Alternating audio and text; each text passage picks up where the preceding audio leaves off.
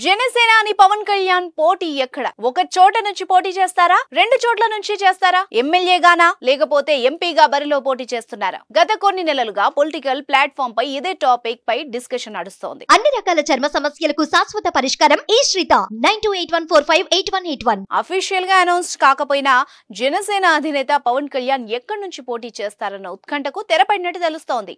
మరో 2 నెలల్లో ఏపీలో శాసనసభ ఎన్నికలు ఉండడంతో అన్ని పార్టీలు ఎన్నికల ప్రచారంతో హీట్ పెంచాయి.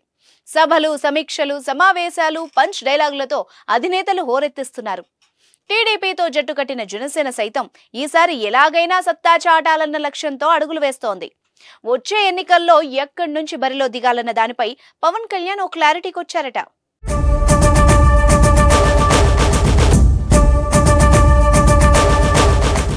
పవన్ కళ్యాణ్ ఇక్కడి నుంచే పోటీ చేస్తారంటూ తిరుపతి, కాకినాడ, గాజువాక, భీమవరం, భీమిలి నియోజకవర్గాల పేర్లు వినిపించాయి.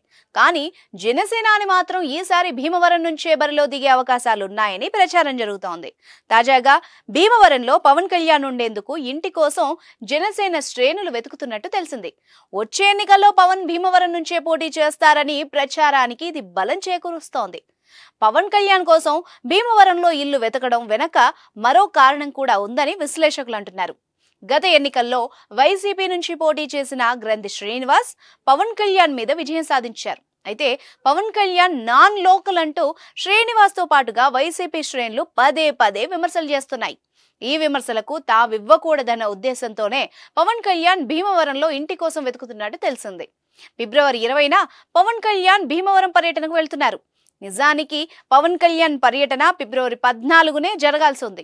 అయితే హెలికాప్టర్ ల్యాండింగ్ కు అధికారుల నుంచి అనుమతి రాకపోవడంతో పవన్ కళ్యాణ్ ఉభయ గోదావరి జిల్లాల పర్యటన వాయిదా పడింది. ఇక భీమవరంలో పవన్ పోటీ చేస్తారన్న ప్రచారంలో ఆ నియోజకవర్గంలోని జన సైనికులు సంబరాలు చేసుకుంటున్నారు.